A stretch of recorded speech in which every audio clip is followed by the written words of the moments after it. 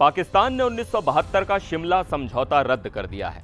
जी हां, वही समझौता जो भारत और पाकिस्तान के बीच शांति की नींव था।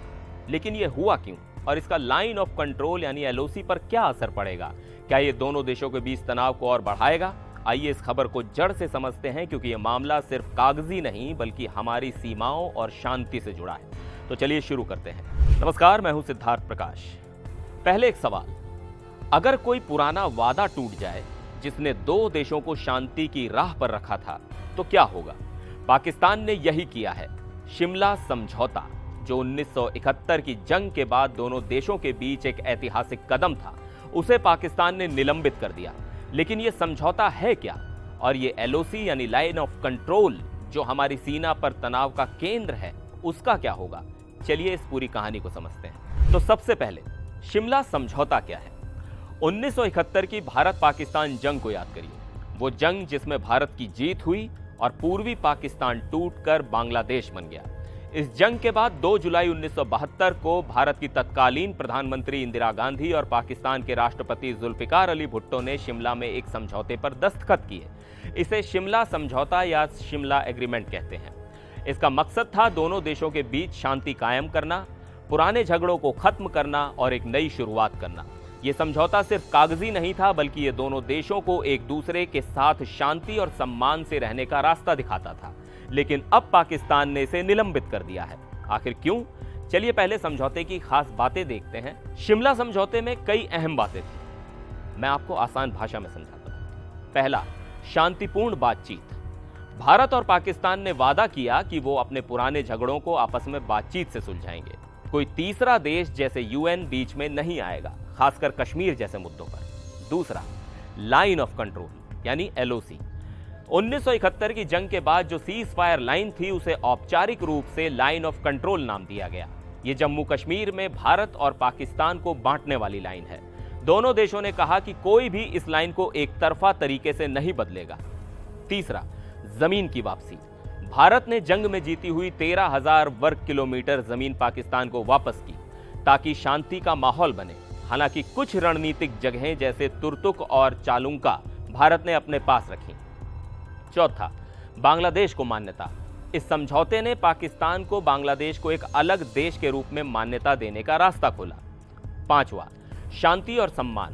दोनों देशों ने कहा कि वो एक दूसरे की सीमाओं, संप्रभुता और आंतरिक मामलों का सम्मान करेंगे। कोई हिंसा या हस्तक्षेप नहीं होगा।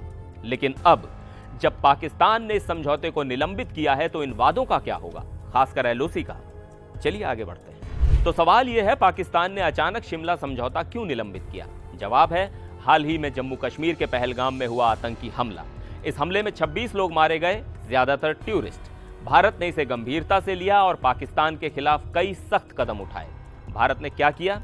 इंडस वाटर ट्रीटी यानी सिंधु जल समझौता निलंबित कर दिया, पाकिस्तानी नागरिकों के वीजा रद्द किए, वाघा बॉर्डर पर आवाजाही बंद की, सार्क वीजा छूट योजना खत्म की। पाकिस्तान को ये कदम नागवार गुजरे।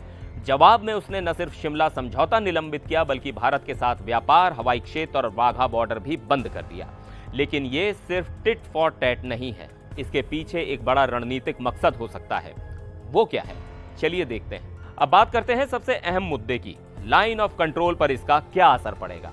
एलओसी यानी वो लाइन जो भारत और पाकिस्तान को जम्मू कश्मीर में अलग करती है, हमेशा से तनाव का केंद्र रही है।